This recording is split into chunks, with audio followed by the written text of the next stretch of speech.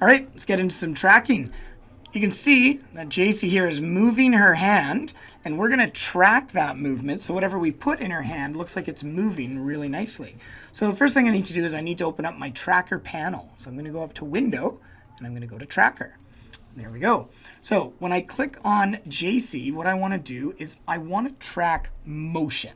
Okay, so warp stabilizer will just prevent any movement. Track cameras if your camera's moving around. Stabilize motion just helps stabilize any movement you have of an object. And then track motion, this is the one we're going to do. So we're going to track the motion of the hand. So when I do that, I get the original right beside her. Okay, and you can see it takes away all the effects, the mask, all that stuff. And it gives me track point 1. So I'm going to take track point 1 and I'm going to move it over here because this is what I want to be tracking. So you just have to find something that you can track. So in this case, her thumb looks to be pretty good. It doesn't really move that much. And you're looking for something that has good contrast against the background. So the thumb, you know, the skin color's pretty good against the green. I think this will work well. Now, you want to put the little plus sign right on the main part to be tracked. So in this case, the thumb works well. This is how big of an area it's going to search. So this one, I don't know, you can make these bigger. The bigger you make them, the slower it will go. So you don't want to make them too big, but if you find that it won't track properly, you can make them a little bigger and then try it again and it might fix it. So let's just give that a try. I'm in the middle of my clip here, okay, which is fine. What I'm going to try to do now is I want to analyze this clip. Okay, so I'm going to analyze backwards. You could go forward as well. And I'm just going to go back one, and I'm just going to click it a couple times. And as I click it, you see it is actually following the thumb.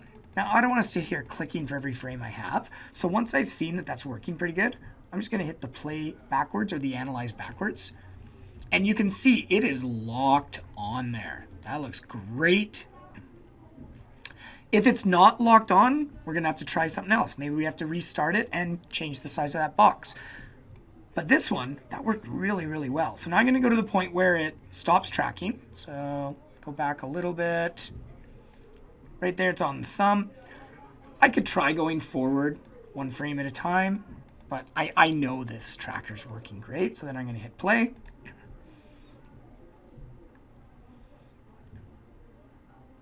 Looks pretty good. Yeah, that's locked on there. The faster the movement, the harder it is to track.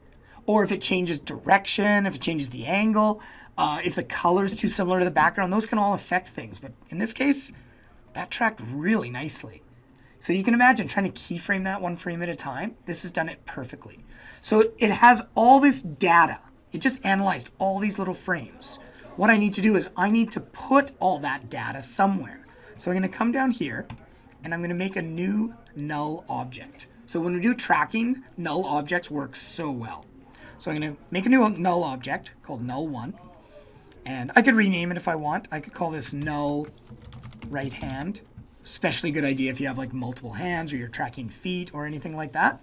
And what I'm going to do is I'm going to say, all right, the target of all of this data that I just dealt with was the null right hand.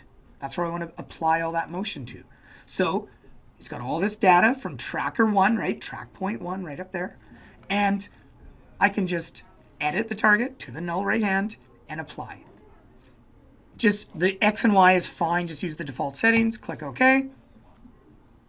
And done. Now I have a null object that moves perfectly. Okay, and this one's hard to see because it's red and I've got a red background. But if I, let me just change my solid settings here. Deep red solid. Let's change that to like a light blue or something. So now you can see that red square indicates my null and it moves perfectly with it, okay? Once I've done my tracking, I can close this panel. I don't need it anymore. If you wanted to motion track another object, what you could do is you can go to none. So change your current track to none, track motion, and now you have tracker 2. And so if I really wanted, I don't think she moves very much, but I could track her eye, for example, right? And just say, okay, well, that's about how big her eye is. This is the area I want it to search. And I could analyze forward a little bit. If you've already done your tracking and it works, feel free to just stop watching this video. I'm just showing you some other ideas. But if I hit play, you can see her eyes don't move much, but it is tracking it, even when she blinks. It's doing a pretty good job. So in this case, I would actually have 2 tracker points. I have one for her eye and one for her hand. And you can switch between those in the tracker panel by going here. So there's tracker 1, tracker 2, etc., etc. Okay, that's about it until we do the next step.